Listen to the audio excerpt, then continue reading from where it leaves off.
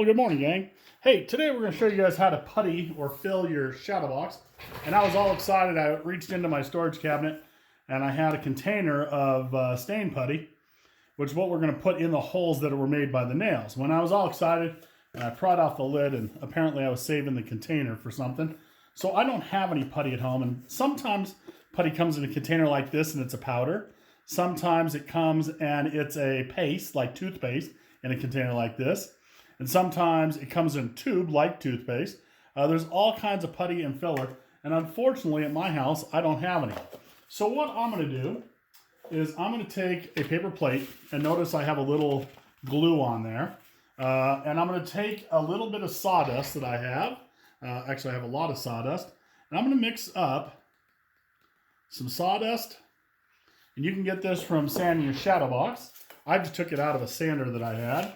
And I'm going to mix together some wood glue or Elmer's glue. I think any kind of glue. Elmer's glue might work better. I don't know. So I'm going to try this. I've never done this before. So I'm just going to add a little glue and a little sandpaper or a little sawdust until I get a putty.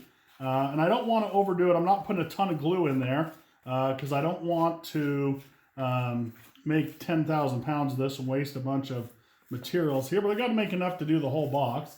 So again, I'm just adding a little bit of glue to some sandpaper or some sawdust and mixing it up. And once this gets to the point where it's kind of, and right now it's starting to look like a little bit of bread dough. It's starting to get clumpy stick pieces in it. That's a good sign. That's a start. Okay.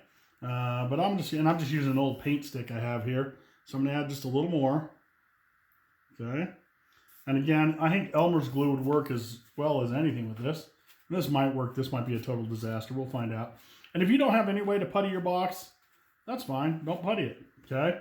I just thought if you were going to start sanding today, maybe if I showed you how I'll make my putty, you would keep your sand, the sawdust, maybe sand on a bench somewhere or someplace where you could kind of scrape it into a pile.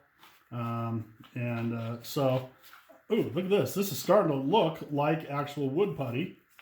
I'm going to add just one or two more drops. Okay, that's a big drop.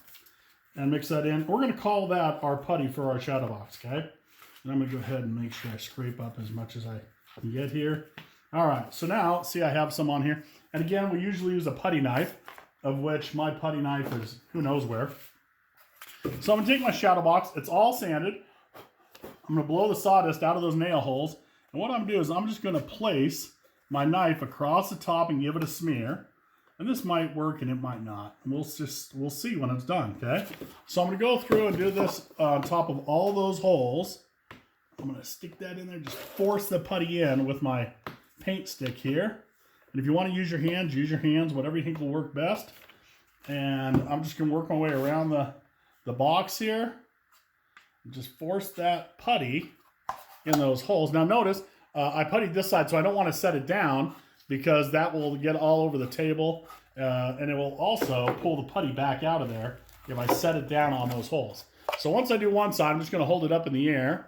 And I guess I can set it on the corner as long as those corners, the nails aren't touching the table that are on that corner. So they're up high enough that I think I got it.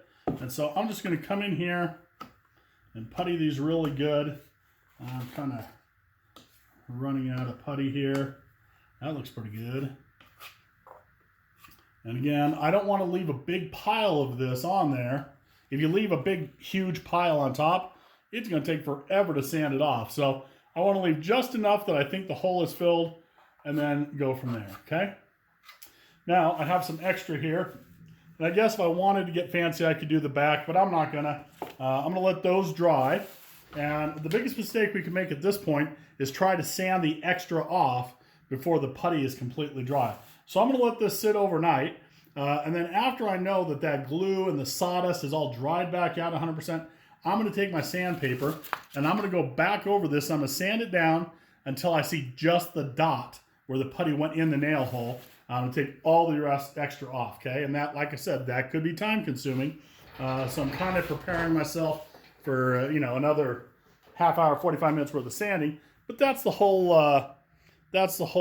spiel, is just to get those holes filled in the best we can. And again, if you have no way of making putty, don't make it. Just blow it off and don't worry about it. All right, talk to you soon.